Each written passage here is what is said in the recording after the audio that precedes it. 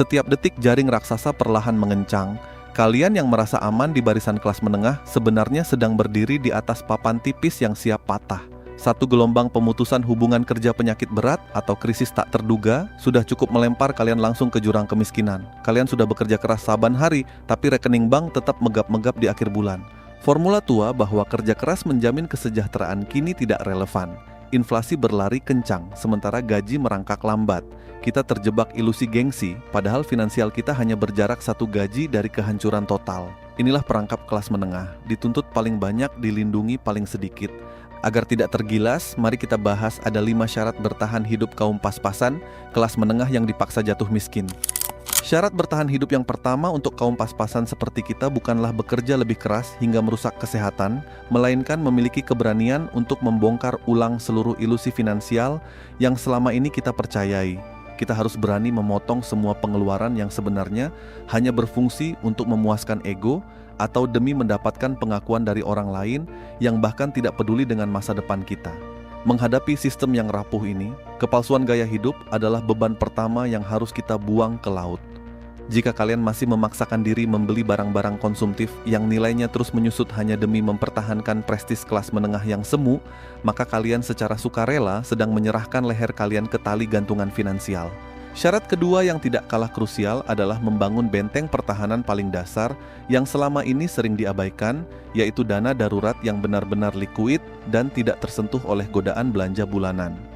Banyak dari kita yang merasa sudah aman hanya karena memiliki investasi berisiko tinggi atau aset yang sulit dicairkan, padahal ketika badai ekonomi datang menerjang, uang tunai atau instrumen yang sangat amanlah yang akan menyelamatkan kita dari kepanikan.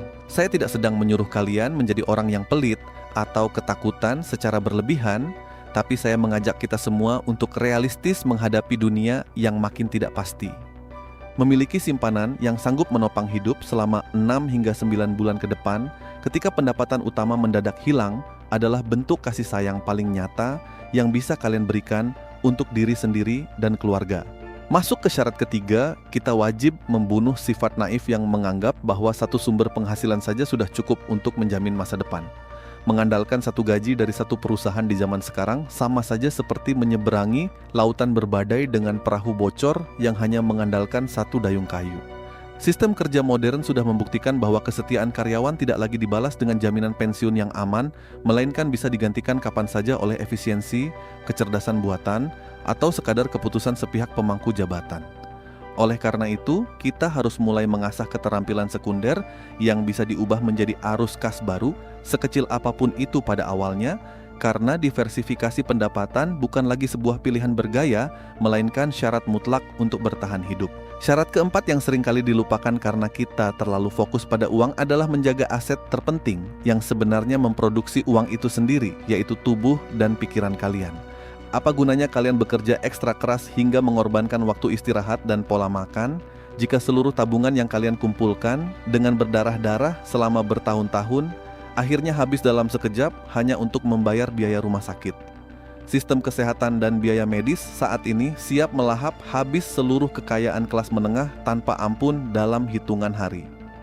Merawat kesehatan fisik, menjaga kesehatan mental dari stres berlebihan, serta memiliki perlindungan asuransi yang tepat adalah strategi pertahanan terbaik, agar posisi kalian tidak langsung meluncur bebas ke dasar jurang kemiskinan ketika musibah datang. Syarat kelima yang paling mendasar adalah membangun kecerdasan bernalar dan sikap skeptis yang sehat terhadap setiap narasi yang disodorkan oleh pasar maupun penguasa. Jangan mudah tergiur oleh tawaran kaya instan, investasi bodong dengan iming-iming bunga tidak masuk akal, atau tren-tren keuangan yang sebenarnya hanya menguntungkan pihak penyedia platform. Kita harus rajin membaca situasi, memahami kemana arah angin ekonomi bergerak, serta terus belajar membedakan mana instrumen yang benar-benar melindungi nilai kekayaan kita, dan mana yang hanya menjual mimpi kosong. Ketika kalian memiliki pemahaman yang tajam tentang cara kerja uang dan sistem di sekitar kalian, kalian tidak akan mudah dimanipulasi oleh ketakutan yang sengaja diciptakan oleh industri untuk menguras kantong kalian. Kalian mungkin merasa sudah bekerja sangat keras dari pagi hingga malam, mengorbankan waktu tidur, menahan lelah, dan memberikan performa terbaik di kantor. Tapi ironisnya, rekening bank kalian tetap saja megap-megap di akhir bulan. Kita sering diajarkan oleh sistem bahwa pendidikan tinggi dan kerja keras adalah kunci emas menuju kesejahteraan. Tapi mari kita jujur pada diri sendiri. Apakah formula tua itu masih relevan hari ini? Kenyataannya, inflasi terus berlari kencang bak mobil balap, sementara kenaikan gaji kita bergerak merangkak seperti siput. Kita terjebak dalam ilusi kesejahteraan, di mana kita dipaksa tampil berkecukupan oleh standar media sosial. Padahal secara finansial kita hanya berjarak satu gaji bulanan dari kehancuran total. Inilah perangkap kelas menengah modern, sebuah kelompok yang dipaksa menanggung beban pajak paling besar, tapi mendapatkan perlindungan sosial yang paling minim.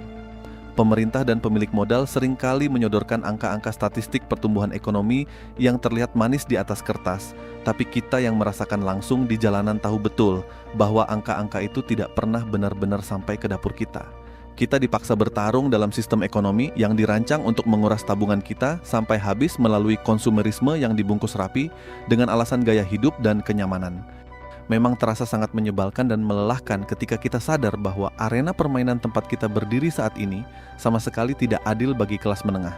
Namun, terus meratap dan menyalahkan keadaan juga tidak akan pernah mengubah angka di rekening bank kalian atau menurunkan harga beras di pasar esok hari.